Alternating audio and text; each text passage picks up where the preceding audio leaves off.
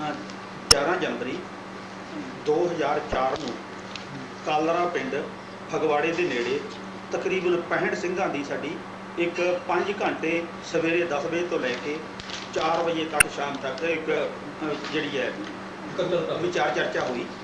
ਉਹਦੇ ਵਿੱਚ ਗਿਆਨੀ ਮੋਹਕਮ ਸਿੰਘ, ਸੁਖਪ੍ਰੀਤ ਸਿੰਘ ਉਦੋਕੇ, ਇੰਦਰਜੀਤ ਸਿੰਘ ਗੋਗੋਆਣੀ, ਬਲਜੀਤ ਸਿੰਘ ਖਾਲਸਾ ਅਤੇ ਇਹਨਾਂ ਦੇ ਹੋਰ ਬਹੁਤ ਸਾਰੇ ਖੰਡੇ ਧਾਰ ਦਾ ਭਾਈ ਮੇਜਰ ਸਿੰਘ, ਇਹ ਸਾਰੇ ਸਿੰਘ ਆਏ ਹੋਏ ਸੀ।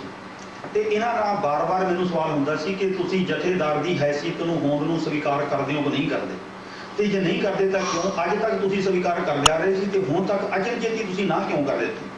ਮੈਂ ਕਿਹਾ ਵੀ ਪਹਿਲੀ ਗੱਲ ਤਾਂ ਜਥੇਦਾਰਾਂ ਨੇ ਸਾਡੀ ਪਰਸਨਲ ਜ਼ਿੰਦਗੀ ਦੇ ਵਿੱਚ ਪਹਿਲਾਂ ਇੰਨੀ ਦਖਲਅੰਦਾਜ਼ੀ ਨਹੀਂ ਕੀਤੀ ਸੀ ਕਦੀ, ਜਿੰਨੀ ਹੁਣ ਇਹਨਾਂ ਨੇ ਕਰਨੀ ਸ਼ੁਰੂ ਕਰ ਦਿੱਤੀ ਹੈ।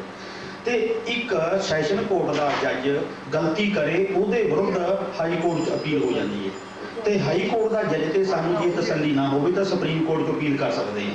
ਜੇ ਸੁਪਰੀਮ ਕੋਰਟ ਦਾ ਜੱਜ ਵੀ ਸਾਨੂੰ ਲੱਗਦਾ ਹੈ ਸਾਡੇ ਨਾਲ ਇਨਸਾਫ ਨਹੀਂ ਕਰ ਰਿਹਾ ਤਾਂ ਅਸੀਂ ਰਾਸ਼ਟਰਪਤੀ ਕੋਲ ਵੀ ਅਪੀਲ ਕਰ ਸਕਦੇ ਹਾਂ। ਤਾਂ ਇਸ ਤਰ੍ਹਾਂ ਜੇ ਸਾਨੂੰ ਅੰਤਮ ਜਿਹੜਾ ਹੁਕਮ ਹੈ, ਅੰਤਮ ਫੈਸਲਾ, ਅੰਤਮ ਅਧਿਕਾਰ ਇੱਕੋ ਜਥੇਦਾਰ ਕੋਲ ਹੈ, ਜੇ ਉਹਨੇ ਗਲਤ ਫੈਸਲਾ ਕਰ ਦਿੱਤਾ ਸਾਨੂੰ ਤਾਂ ਅਪੀਲ ਦਾ ਅਧਿਕਾਰ ਵੀ ਕਿਤੇ ਨਹੀਂ ਦਿੰਦੇ ਹਨ। ਅਗਲੀ ਗੱਲ ਕਿ ਜੇ ਗੁਰਬਾਣੀ ਤੋਂ ਬਾਹਰ ਜਾ ਕੇ ਇਹ ਕੋਈ ਫੈਸਲਾ ਕਰਦੇ ਨੇ ਉਹ ਸਾਨੂੰ ਪਰਵਾਹ ਨਹੀਂ। ਜਿਹੜੇ ਮੇਰੇ ਅਗਲੇ ਸਵਾਲ ਸੀ 4 ਉਹ ਸੀ ਕਿ ਇਹ ਜਥੇਦਾਰ ਗੁਰਦੁਆਰਾ ਐਕਟ ਦੇ ਮੁਤਾਬਕ ਇਹਨਾਂ ਨੂੰ ਕੋਈ ਅਧਿਕਾਰ ਨਹੀਂ ਦਿੱਤਾ ਗਿਆ। 1 ਨੰਬਰ, ਸਿੱਖ ਰਹਿਤ ਮਰਿਆਦਾ ਦੇ ਵਿੱਚ ਜਥੇਦਾਰਾਂ ਦਾ ਕੋਈ ਵਿਸ਼ੇਸ਼ ਅਧਿਕਾਰ ਨਹੀਂ ਹੈ। ਅਗਲੀ ਗੱਲ, ਸਰਬੱਤ ਖਾਲਸਾ ਵੱਲੋਂ ਇਹਨਾਂ ਜਥੇਦਾਰਾਂ ਦੀ ਚੋਣ ਨਹੀਂ ਕੀਤੀ ਗਈ। ਉਦੋਂ ਅਗਲੀ ਗੱਲ, ਉਪਰੰਤ ਇਹ ਜਿਹੜੇ ਜਥੇਦਾਰ ਨੇ ਗੁਰਦੁਆਰਾ ਪ੍ਰਬੰਧਕ ਕਮੇਟੀ ਵੱਲੋਂ ਕਦੇ ਕੋਈ ਮਤਾ ਪਾ ਕੇ ਵੀ ਇਹਨਾਂ ਨੂੰ ਵੱਧ ਅਧਿਕਾਰ ਨਹੀਂ ਦਿੱਤੇ ਗਏ। ਇੱਥੋਂ ਤੱਕ ਇਹਨਾਂ ਨੂੰ ਆਪਣੀ ਵੋਟ ਪਾਉਣ ਦਾ ਅਧਿਕਾਰ ਵੀ ਅਜੇ ਤੱਕ ਨਹੀਂ ਦਿੱਤਾ ਗਿਆ ਜਦੋਂ ਕੋਈ ਮਸਲਾ ਅੰਦਰ ਇਹਨਾਂ ਦਾ ਚੱਲਦਾ ਹੈ। ਤੇ ਜਦੋਂ ਇਹਨਾਂ ਨੂੰ ਅਧਿਕਾਰ ਕੋਈ ਦਿੱਤਾ ਹੀ ਨਹੀਂ ਗਿਆ ਕਿਸੇ ਐਕਟ ਦੇ ਮੁਤਾਬਕ, ਤੇ ਜਥੇਦਾਰ ਆਪਣੇ ਅਧਿਕਾਰਾਂ ਬਾਰੇ ਅੱਜ ਤੱਕ ਖੁਦ ਅਣਜਾਣ ਚਲੇ ਆ ਰਹੇ ਨੇ। ਹੁਕਮਨਾਮੇ, ਆਦੇਸ਼, ਸੰਦੇਸ਼ ਕਿਤਾਬ ਸਿੰਘ ਬ੍ਰਦਰ ਵੱਲੋਂ ਛਪੀ ਹੋਈ ਹੈ 2003 ਦੇ ਵਿੱਚ, ਸਰਦਾਰ ਰੂਪ ਸਿੰਘ ਵੱਲੋਂ ਸੰਪਾਦਿਤ ਕੀਤੀ ਗਈ ਹੈ। ਉਸ ਕਿਤਾਬ ਦੇ ਪੰਨਾ 174, ਹੁਕਮਨਾਮਾ 103, ਉਹਦੇ ਵਿੱਚ ਬਕਾਇਦਾ ਇਹ ਜ਼ਿਕਰ ਕਰਦਾ ਹੈ ਜਥੇਦਾਰ ਬੇਦਾਂਤੀ 29 ਮਾਰਚ 2000 ਨੂੰ ਜਥੇਦਾਰ ਬੇਦਾਂਤੀ ਕਹਿ ਰਿਹਾ ਹੈ ਕਿ ਮੈਂ ਸ਼੍ਰੋਮਣੀ ਕਮੇਟੀ ਨੂੰ ਆਦੇਸ਼ ਦਿੰਦਾ ਹਾਂ ਕਿ ਜਥੇਦਾਰ ਨੂੰ ਲਾਉਣ ਅਤੇ ਹਟਾਉਣ ਦੀ ਵਿਧੀ ਨਿਸ਼ਚਿਤ ਕੀਤੀ ਜਾਵੇ, ਜਥੇਦਾਰ ਦੀ ਵਿਦਿਅਕ ਯੋਗਤਾ ਨਿਸ਼ਚਿਤ ਕੀਤੀ ਜਾਵੇ, ਜਥੇਦਾਰਾਂ ਦੇ ਕਾਰਜ ਖੇਤਰ ਦਾ ਵਿਧੀ ਵਿਧਾਨ ਘੜਿਆ ਜਾਵੇ, ਗੁਰਦੁਆਰਿਆਂ ਤੇ ਰਾਜਨੀਤਿਕ ਲੋਕਾਂ ਦਾ ਕਬਜ਼ਾ ਹੋ ਚੁੱਕਿਆ ਹੋਇਆ ਹੈ, ਉਹਨਾਂ ਰਾਜਨੀਤਿਕ ਲੋਕਾਂ ਦੇ ਦਖਲ ਅੰਦਾਜ਼ੀ ਨੂੰ ਗੁਰਦੁਆਰਿਆਂ ਤੋਂ ਰੋਕਿਆ ਜਾਵੇ। ਹੁਣ ਜਥੇਦਾਰ ਆਪ ਪੁੱਛ ਰਿਹਾ ਕਿ ਮੇਰੇ ਅਧਿਕਾਰ ਕੀ ਨੇ। ਜੇ ਉਹਨੂੰ ਆਪ ਹੀ ਆਪਣੇ ਅਧਿਕਾਰਾਂ ਦਾ ਪਤਾ ਨਹੀਂ ਹੈ, ਬਿਨਾਂ ਅਧਿਕਾਰਾਂ ਤੋਂ ਉਹ ਦੂਜਿਆਂ ਨੂੰ ਹੁਕਮ ਕਿਵੇਂ ਦੇ ਸਕਣ ਦਾ ਹੱਕ ਰੱਖਦਾ ਹੈ। ਇਸ ਕਰਕੇ ਇਹ ਜਿਹੜੇ ਮੈਂ ਉੱਥੇ ਸਵਾਲ ਉਠਾਏ, ਮੈਂ ਬਾਰ-ਬਾਰ ਕਿਹਾ ਕਿ ਇਹਨਾਂ ਗੱਲਾਂ ਦਾ ਸਪਸ਼ਟੀਕਰਨ ਸਾਰੀ ਸੰਗਤ ਦੇ ਸਾਹਮਣੇ ਦਿਓ। ਭਾਈ ਮੋਹਕਮ ਸਿੰਘ, ਸੁਖਪ੍ਰੀਤ ਸਿੰਘ ਉਦੋਕੇ ਅਤੇ ਜਿਹੜੇ ਹੋਰ ਉਹਨਾਂ ਦੇ ਨਾਲ ਆਏ ਵਿਦਵਾਨ, ਜਿਹੜਾ ਸਿੱਖ ਸ਼ਹਾਦਤ ਦਾ ਮੇਜਰ ਸਿੰਘ ਸਮੇਤ, ਇਹ ਸਾਰੇ ਇਹਨਾਂ ਗੱਲਾਂ ਦਾ ਕੋਈ ਜਵਾਬ ਨਹੀਂ ਦੇ ਸਕੇ। ਇੱਕੋ ਹੀ ਗੱਲ ਕਹਿੰਦੇ ਨੇ ਪੁਰਾਤਨ ਸਮਿਆਂ ਤੋਂ ਹੁੰਦਾ ਆ ਰਿਹਾ ਹੈ। ਮੈਂ ਕਿਹਾ ਵੀ ਪੁਰਾਤਨ ਸਮਿਆਂ ਤੋਂ ਜਿਹੜੀ ਸਭ ਤੋਂ ਪਹਿਲਾਂ ਦੀ ਪੁਰਾਤਨ ਸਮਿਆਂ ਦੀ ਗੱਲ ਹੈ ਨਾ, ਉਹ ਹੈ ਮੂਰਖਤਾ, ਸਭ ਤੋਂ ਪੁਰਾਣੀ ਮੂਰਖਤਾ ਹੈ। ਇਸ ਕਰਕੇ ਸਾਡੇ ਨਾਲ ਮੂਰਖਤਾ ਨਾ ਜੋੜੋ। ਅਸੀਂ ਜਦੋਂ ਗੁਰੂ ਗ੍ਰੰਥ ਸਾਹਿਬ ਵਰਗੀ ਮਹਾਨ ਪੁਸਤਕ ਪ੍ਰਕਾਸ਼ ਦੇ ਵਿੱਚ ਆ ਗਈ ਹੈ, ਅਸੀਂ ਇਹਦੇ ਚਾਨਣ 'ਚ ਕੰਮ ਕਰਨਾ ਹੈ, ਨਾ ਕਿ ਪੁਰਾਤਨਤਾ ਦਾ ਲੈਵਲ ਲਾ ਕੇ ਅਸੀਂ ਕੋਈ ਕੰਮ ਕਰਨਾ, ਉਹਨੂੰ ਅਸੀਂ ਮੰਨਣ ਨੂੰ ਤਿਆਰ ਨਹੀਂ ਹਾਂ।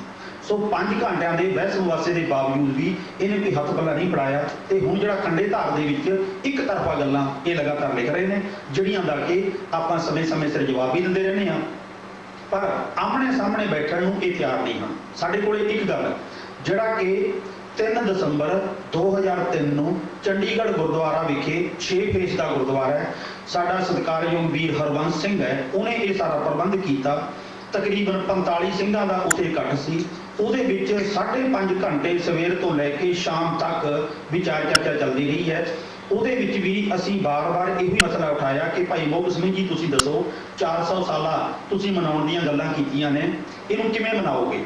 ਕੀ ਤੁਸੀਂ ਗੁਰੂ ਗ੍ਰੰਥ ਸਾਹਿਬ ਨੂੰ ਸੁਪਰੀਮ ਮੰਨਦੇ ਹੋ? ਇਹ ਕਹਿਣ ਲੱਗੇ ਬਿਲਕੁਲ ਮੰਨਦੇ ਆ। ਅਸੀਂ ਸਾਰੇ ਇਹਨਾਂ ਦੇ ਸਾਥੀਆਂ ਨੂੰ ਪੁੱਛਿਆ ਕਿ ਕੀ ਗੁਰੂ ਗ੍ਰੰਥ ਸਾਹਿਬ ਨੂੰ ਤੁਸੀਂ ਸਾਰੀਆਂ ਦੁਨੀਆ ਜਹਾਨ ਦੀਆਂ ਪੁਸਤਕਾਂ ਗ੍ਰੰਥਾਂ ਤੋਂ ਉੱਪਰ ਮੰਨਦੇ ਹੋ? ਕਹਿੰਦੇ ਜੀ ਬਿਲਕੁਲ ਮੰਨਦੇ ਆ। ਤੇ ਫਿਰ ਤੁਸੀਂ ਇਹਦੇ ਬਰਾਬਰ ਕਿਸੇ ਹੋਰ ਪੁਸਤਕ ਗ੍ਰੰਥ ਨੂੰ ਪ੍ਰਕਾਸ਼ ਕਰਨ ਦਾ ਕਦੇ ਗਲਤੀ ਤਾਂ ਨਹੀਂ ਕਰਦੇ? ਕਹਿੰਦੇ ਜੀ ਨਹੀਂ ਕਰਦੇ।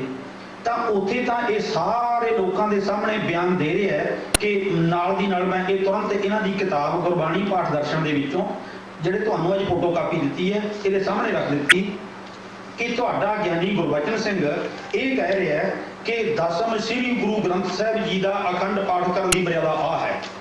ਉਹ ਕਹਿੰਦਾ ਜੀ ਉਹ ਤਾਂ ਅੱਜ ਤੋਂ 60 ਸਾਲ ਪਹਿਲਾਂ ਦੀਆਂ ਗੱਲਾਂ ਨੇ। ਮੈਂ ਕਿਹਾ ਫਿਰ ਗਿਆਨੀ ਮੋਹਕਮ ਸਿੰਘ ਜੀ ਤੁਸੀਂ ਅੱਜ ਇੱਥੇ ਬਿਆਨ ਦੇ ਕੇ ਜਾਓ ਕਿ ਅਸੀਂ ਆਪਣੇ ਪੁਰਾਣੇ ਮਹਾਂਪੁਰਖ ਦੀ ਗੱਲ ਨੂੰ ਰੱਦ ਕਰ ਰਹੇ ਹਾਂ, ਅਸੀਂ ਉਹਨੂੰ ਮੰਨਦੇ ਨਹੀਂ ਹਾਂ।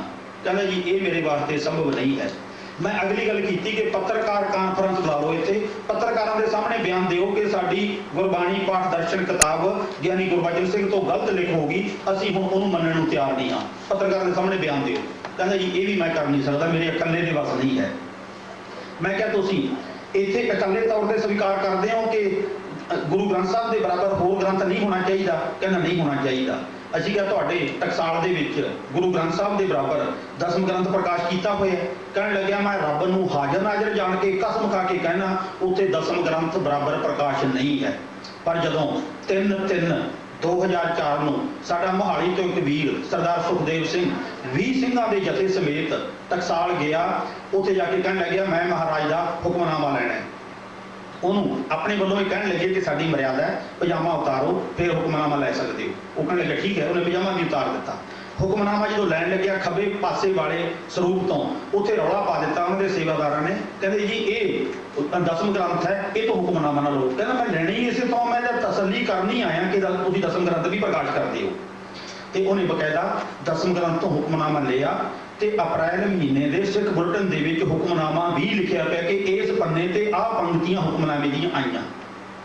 ਨਾਲ ਦੇ 20-22 ਸਿੰਘਾਂ ਨੇ ਸਾਰਿਆਂ ਨੇ ਬਹੁਤ ਰੌਲਾ ਪਾਇਆ ਕਿ ਇਹ ਟਕਸਾਲ ਵਾਲਿਓ ਤੁਸੀਂ ਗੁਰੂ ਗ੍ਰੰਥ ਸਾਹਿਬ ਦੀ ਬੇਅਦਬੀ ਆਪ ਕਰ ਰਹੇ ਹੋ, ਜਿਹਨੂੰ ਬਰਾਬਰ ਦਸਮ ਗ੍ਰੰਥ ਨੂੰ ਇਹਦੇ ਪ੍ਰਕਾਸ਼ ਕਰੀ ਬੈਠੇ ਹੋ। ਤਾਂ ਇਹਨਾਂ ਨੇ ਇਸ ਮਹੀਨੇ ਦੇ ਮਈ ਮਹੀਨੇ ਦੇ ਖੰਡੇ ਧਾਰ ਦੇ ਵਿੱਚ ਫਿਰ ਸਪਸ਼ਟੀਕਰਨ ਦਿੱਤਾ ਹੈ ਕਿ ਸਿੱਖ ਬੁਲੇਟਿਨ ਵਾਲਿਆਂ ਨੇ ਸਾਡੇ ਤੇ ਕੁਝ ਇਲਜ਼ਾਮ ਲਾਏ ਨੇ, ਅਸੀਂ ਉਹਦਾ ਜਵਾਬ ਦੇਣ ਲੱਗੇ ਹਾਂ। ਸਵਾਲ ਕੀਤਾ ਗਿਆ ਸੀ ਇਹ ਕਿ ਦਸਮ ਗ੍ਰੰਥ ਨੂੰ ਗੁਰੂ ਗ੍ਰੰਥ ਸਾਹਿਬ ਦੇ ਬਰਾਬਰ ਪ੍ਰਕਾਸ਼ ਤੁਸੀਂ ਕਿਉਂ ਕਰਦੇ ਹੋ? ਇਸ ਗੱਲ ਦਾ ਇਹਨਾਂ ਨੇ ਜ਼ਿਕਰ ਤੱਕ ਨਹੀਂ ਕੀਤਾ। ਜੋ ਆਖਰੀ ਪੰਨੇ ਤੇ ਖੰਡੇ ਧਾਰ ਤੇ ਇਹਨਾਂ ਨੇ ਇਬਾਰਤ ਲਿਖੀ ਹੈ ਉਹਦੇ 'ਚ ਕੇਵਲ ਕਿ ਜੀ ਬਾਣੀਆਂ 3 ਅਮਰ ਦੀਆਂ ਇਹਦੇ ਵਿੱਚੋਂ ਲਈਆਂ ਨੇ, ਜਾਂ ਸਾਨੂੰ ਅਕਾਲ ਤਖਤ ਦੇ ਜਥੇਦਾਰ ਦਾ ਹੁਕਮ ਹੈ ਕਿ ਦਸਮ ਗ੍ਰੰਥ ਬਾਰੇ ਵਾਦ ਵਿਵਾਦ 'ਚ ਨਹੀਂ ਪੈਣਾ ਹੈ, ਤੇ ਅਸੀਂ ਵਿਸ਼ਵਾਸ ਕਰਦੇ ਹਾਂ ਕਿ ਬਹੁਤ ਸਾਰੇ ਲੋਕ ਇਸ ਬਾਣੀ ਨੂੰ ਪੜ੍ਹਦੇ ਨੇ, ਇਸ ਕਰਕੇ ਅਸੀਂ ਵੀ ਇਹਨੂੰ ਪੜ੍ਹਦੇ ਹਾਂ, ਅਸੀਂ ਵਾਦ ਵਿਵਾਦ 'ਚ ਨਹੀਂ ਪੈਣਾ ਚਾਹੁੰਦੇ। ਸਵਾਲ ਕੀਤਾ ਗਿਆ ਸੀ ਇਹ ਕਿ ਗੁਰੂ ਗ੍ਰੰਥ ਸਾਹਿਬ ਦੇ ਬਰਾਬਰ ਤੁਸੀਂ ਦਸਮ ਗ੍ਰੰਥ ਦਾ ਪ੍ਰਕਾਸ਼ ਕਿਉਂ ਕੀਤਾ ਗਿਆ? ਇਹਦਾ ਜਵਾਬ ਹੀ ਨਹੀਂ ਦਿੱਤਾ, ਇਹਨਾਂ ਨੇ ਗੱਲ ਟਾਲ ਕੇ ਹੋਰ ਪਾਸੇ ਲੈ।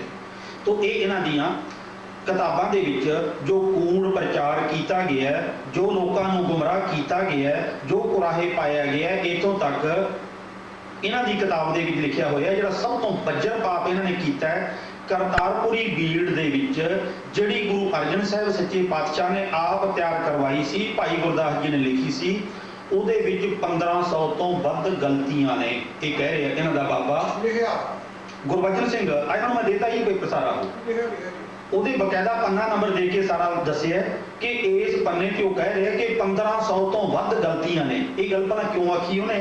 ਕਿਉਂਕਿ ਆਪਣੀ ਪੂਛਲ ਉਹਨਾਂ ਨੇ ਦਮਦਮੇ ਨਾਲ ਜੋੜ ਲਈ ਹੈ। ਜਿਹੜੀ ਦਮਦਮੀ ਬੀੜ ਹੈ, ਆਖਿਆ ਜਾਂਦਾ ਹੈ ਇਹਨਾਂ ਵੱਲੋਂ ਕਿ ਦਮਦਮਾ ਸਾਹਿਬ ਤਿਆਰ ਕੀਤੀ ਗਈ ਉਹ ਬੀੜ ਕਹਿੰਦੇ ਸ਼ੁੱਧ ਹੈ, ਪਰ ਕਰਤਾਰਪੁਰੀ ਬੀੜ 1500 ਥਾਵੇਂ ਅਸ਼ੁੱਧ ਹੈ, ਇਹ ਕਹਿ ਰਹੇ ਨੇ। ਅੱਛਾ, ਅਗਲੀ ਗੱਲ ਇਹਨਾਂ ਦਾ ਹੀ ਗਿਆਨੀ ਗੁਰਬਚਨ ਸਿੰਘ ਕਹਿ ਰਿਹਾ ਹੈ ਕਿ ਸਾਡੀ ਜਿਹੜੀ ਹੈ ਦਮਦਮੀ ਟਕਸਾਲ ਚੱਲੀ ਹੈ ਭਾਈ ਮਨੀ ਸਿੰਘ ਤੋਂ। ਉਸ ਗੁਰਬਾਣੀ ਪਾਠ ਦਰਸ਼ਨ ਦੇ ਵਿੱਚ ਉਹਨਾਂ ਨੇ ਕੁਰਸੀਨਾਮਾ ਦਿੱਤਾ ਹੋਇਆ। ਇਤਿਹਾਸਕ ਤੌਰ ਤੇ ਇਹਨਾਂ ਦੀ ਜਥੇਬੰਦੀ ਕਿਸੇ ਸਰੋਤ ਦੇ ਮੁਤਾਬਕ ਵੀ ਗੁਰੂ ਗੋਬਿੰਦ ਸਿੰਘ ਤੋਂ ਨਹੀਂ ਚੱਲੀ, ਝੂਠ ਮਾਰ ਰਹੇ ਨੇ। ਕਿਸੇ ਗ੍ਰੰਥ ਦੇ ਵਿੱਚ ਨਾ ਸੂਰਜ ਪ੍ਰਕਾਸ਼, ਨਾ ਰਤਨ ਸਿੰਘ ਭੰਗੂ, ਨਾ ਕੇਸਰ ਸਿੰਘ ਛੱਬਰ, ਨਾ ਸੈਨਾਪਤੀ, ਕਿਸੇ ਵੀ ਪੁਰਾਤਨ ਗੁਰਸਿੱਖ ਨੇ ਇਹਨਾਂ ਦੀ ਟਕਸਾਲ ਨੂੰ ਦਮਦਮੇ ਤੋਂ ਚੱਲੀ ਗੁਰੂ ਗੋਬਿੰਦ ਸਿੰਘ ਤੋਂ ਚਲਾਈ ਨਹੀਂ ਲਿਖਿਆ। ਨਾਲੇ ਗੁਰੂ ਗੋਬਿੰਦ ਸਿੰਘ ਬਿਖਰੇ ਸਮਾਜ ਨੂੰ ਇੱਕ ਕਰਨ ਵਾਸਤੇ ਆਏ ਸੀ, ਨਾ ਕਿ ਵੱਖੋ ਵੱਖਰੀਆਂ ਸੰਪਰਦਾਵਾਂ ਤੇ ਜਥੇਬੰਦੀਆਂ ਬਣਾਉਣ ਆਏ ਸੀ। ਇਹਦਾ ਮਤਲਬ ਇਹ ਗੁਰੂ ਗੋਬਿੰਦ ਸਿੰਘ ਦਾ ਨਾਮ ਵਰਤ ਕੇ ਇਹ ਲੋਕਾਂ ਨੂੰ ਗੁੰਮਰਾਹ ਕਰਕੇ ਆਪਣੇ ਨਾਲ ਜੋੜ ਰਹੇ ਨੇ ਕਿ ਸਾਡਾ ਪ੍ਰਭਾਵ ਲੋਕਾਂ ਤੇ ਜ਼ਿਆਦਾ ਬਣ ਜਾਵੇ। ਇਹ ਤਾਂ ਜੀ ਗੁਰੂ ਦੇ ਵਿਰੋਧ ਆਏ ਨੇ, ਤੇ ਜਦੋਂ ਸਾਰਿਆਂ ਨੂੰ ਗੁਰੂ ਸਾਹਿਬ ਇੱਕੋ ਜਿਹਾ ਸਤਿਕਾਰ ਦਿੰਦੇ ਨੇ ਤੇ ਇਹਨਾਂ ਨੂੰ ਅਲੱਗ ਕਿਸਮ ਦਾ ਕੋਈ ਵੱਧ ਸਤਿਕਾਰ ਨਹੀਂ ਦੇ ਕੇ ਗਏ।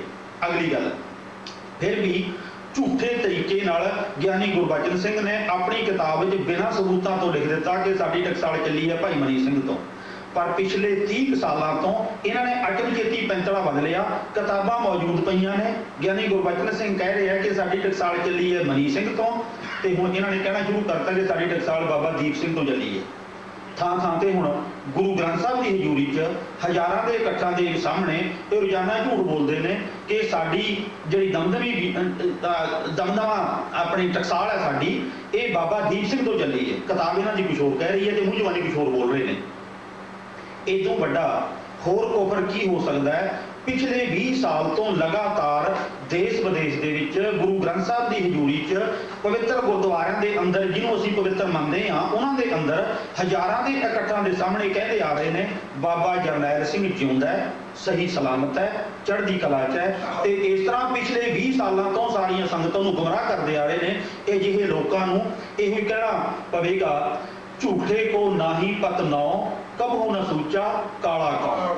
ਤੇ ਇਸ ਤਰ੍ਹਾਂ ਕਲਰ ਖੇਤ ਲੈ ਕੂੜ ਜਮਾਇਆ, ਸਭ ਕੂੜਾ ਕੇ ਖਲਵਾਰੇ। ਜਦੋਂ ਇਹਨਾਂ ਦੀਆਂ ਕਿਤਾਬਾਂ ਪੜ੍ਹੋਗੇ ਤੇ ਇਹਨਾਂ ਦੇ ਵਿਚਾਰ ਸੁਣਾਂਗੇ, ਕੂੜ ਕਵਾੜ ਤੋਂ ਸਵਾਏ ਦਲੀਲ ਦੀ ਗੱਲ ਇਹਨਾਂ ਕੋਲੇ ਨਹੀਂ ਹੈ। ਸੰਗਤਾਂ ਦੇ ਬੋਝੇ ਤੋਂ ਪਖੰਡ 'ਚ ਪਾ ਕੇ ਪੈਸੇ ਕਿਵੇਂ ਕਢਾਉਣੇ ਨੇ, ਇੱਕੋ ਹੀ ਇਹਨਾਂ ਦਾ ਤਰੀਕਾ ਹੈ।